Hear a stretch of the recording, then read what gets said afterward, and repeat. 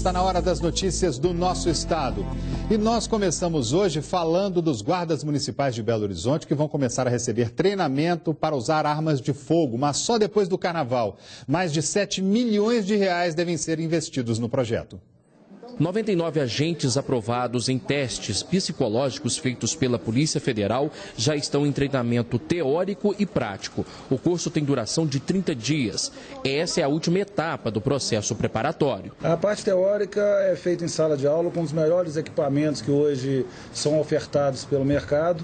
Então são lousas digitais com várias situações reais que podem acontecer. Tem um treinamento também de práticas de tiro, que é posterior à utilização dentro de sala de aula. Então eles vão estar muito bem qualificados ao final desse treinamento. A Guarda Municipal de BH conta com 2.117 agentes.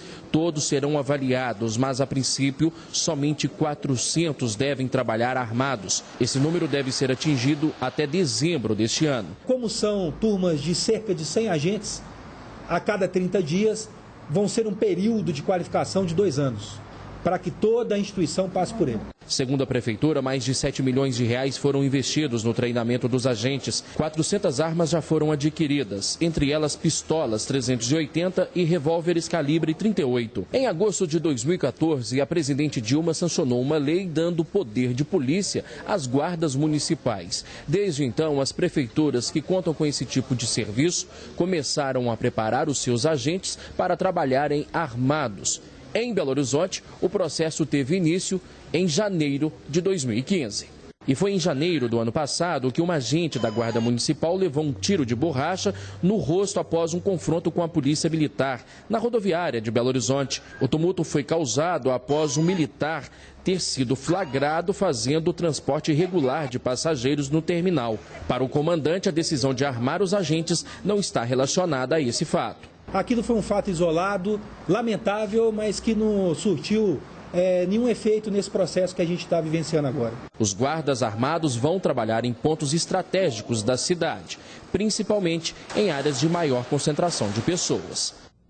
E um caixa eletrônico foi explodido hoje de manhã no bairro Anchieta, na região centro-sul de Belo Horizonte. As informações ao vivo com a repórter Luciana Viana.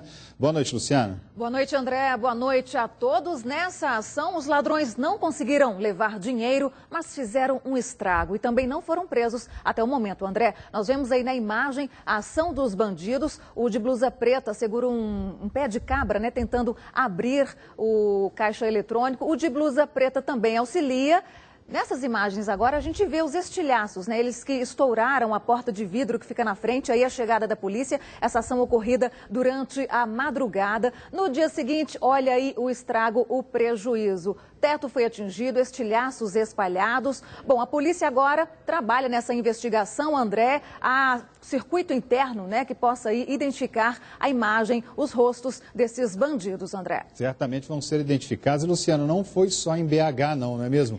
Em Curral de Dentro, essa história também se repetiu. Curral de Dentro que fica perto de Montes Claros, não é isso? Exatamente, Curral de Dentro, que fica lá no norte de Minas, pertinho de Montes Claros, também a famosa Salinas, né? A ousadia também ocorre lá no norte de Minas, André. Dessa vez foi uma agência, né, de um outro banco. Olha só o estrago, eles conseguiram estourar todos os caixas eletrônicos, levaram uma grande quantia em dinheiro. Essa quantia ainda não foi revelada. A polícia também investiga eles que fugiram em um carro preto, um total de 6 suspeitos. A polícia também aguarda aí, né, a investigação, as imagens serem liberadas para que possa chegar a esse grupo ousado, André, que tentou, inclusive, após arrombar e levar o dinheiro dessa agência bancária, tentou arrombar outra agência, mas sem sucesso, preferiram fugir e a polícia, então, está aí, né, fortemente nas buscas a esses ladrões, esses assaltantes. A gente está vendo as imagens aí, Luciano, um estrago muito grande, bombas que muitas vezes, né,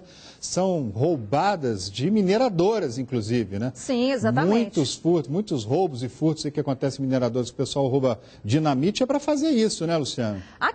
Tem que haver uma investigação mais profunda, não é, André? Porque se a fonte te libera, então a polícia tem que chegar junto, né? Ministério Público em cima, exatamente, para evitar, né, que isso ocorra. Teve uma época que isso virou febre aqui em Belo Horizonte, né? Já havia um tempo sem acontecer, mas agora voltou a acontecer. Olha só, nesses 2 dias para cá, né? De 24 horas para cá, uma aqui em Belo Horizonte, região centro-sul da capital, e a outra lá no norte de Minas. Tá certo, obrigado pelas informações. Daqui a pouco a gente volta a conversar. E uma nova regra da aeronáutica vai impor limites a construções que estejam a até 15 quilômetros de aeroportos. Regiões mais altas na cidade podem ficar prejudicadas. Demissões, quedas de investimentos e vendas abaixo da expectativa no ano passado trouxe números ruins para a construção civil e o setor já começa 2016 apreensivo. O motivo é a nova portaria do Comando da Aeronáutica que limita a altura de novas edificações na capital em um raio de até 15 quilômetros daqui do aeroporto Carlos Drummond de Andrade, na região da Pampulha. Não só o setor da construção civil, mas a população e o comércio vai ter grandes restrições para aprovação de qualquer tipo de estabelecimento. Em 27% da área de Belo Horizonte, se você for construir uma edificação com mais de 3 metros de altura, você vai ter que pedir essa autorização para o Sindacta 1, em Brasília. E em 70% da cidade, você vai ficar limitado a uma altura de 60 metros. Nas regiões localizadas em um raio de 4 quilômetros do aeroporto, a altura máxima para a construção de prédios, torres e antenas é de 45 metros a partir do nível da pista. Já entre 4 e 15 quilômetros foi imposto um limite de 150 metros, o equivalente a um prédio de 18 andares, por exemplo. Ela não proíbe, essa lei do Comando da Aeronáutica, ela regulamenta as construções em torno do aeroporto.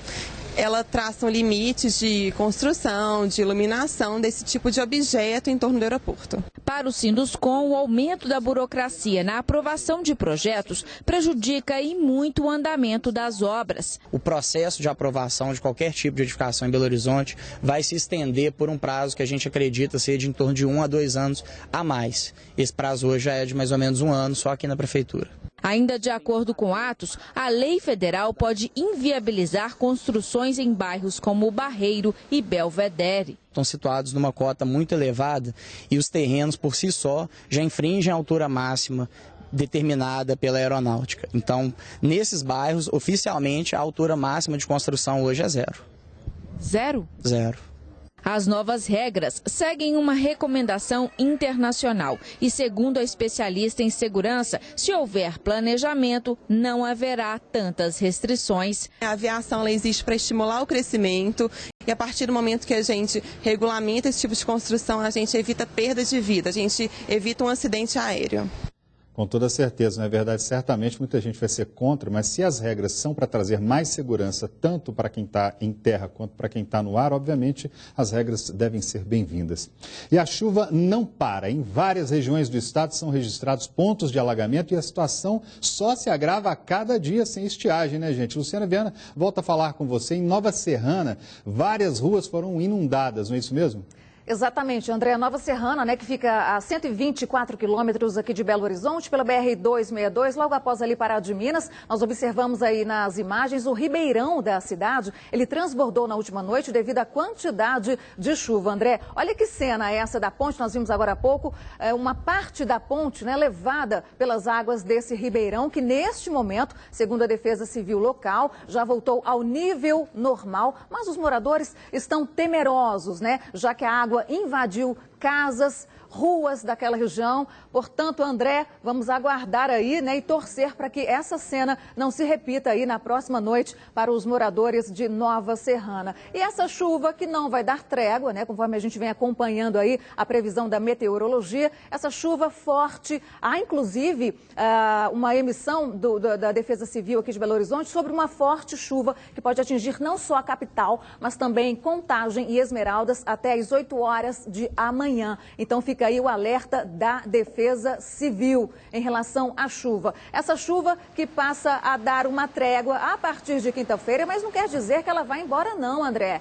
Vai ter alguns períodos de sol, mas também de pancadas. Afinal de contas, estamos no verão e há muito tempo a gente não tinha esse clima, né? Considerado aí o normal do verão, pancadas de chuva e calor. E vale lembrar também, André, que a gente não deve culpar a chuva, ela é muito bem-vinda, ela é necessária. O que há é falta de planejamento, há também uma falta de vontade política e a falta de educação, né, de algumas pessoas que insistem em jogar lixo aí nos grandes centros em lugares inadequados. E fica também um alerta, nós vamos mostrar a imagem já, André, de uma cratera que se abriu nesta tarde na BR-381, ali em Caeté. Nossa, um perigo danado na 381. Olha só essa cratera, um lugar perigoso desse aí com uma cratera dessa, hein, Luciano? Pois é, quem está com a intenção de viajar aí, pegar a BR-381, sentido Ipatinga, Vale do Aço afora, Praias do Espírito Santo, BR-381, altura de Caeté, quilômetro 423, de acordo com a Polícia Rodoviária Federal. Fique muito atento, porque essa faixa aí está interditada devido a esse buraco, André. Ele pode se preparar para pegar um trânsito ali daqueles, né? Porque com esse buraco e tudo. Obrigado pelas informações, Luciana Viana.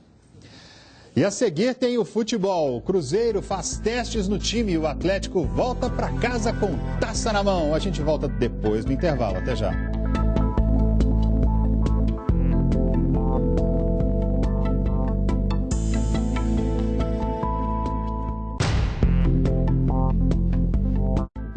Jornal Band Minas. Oferecimento.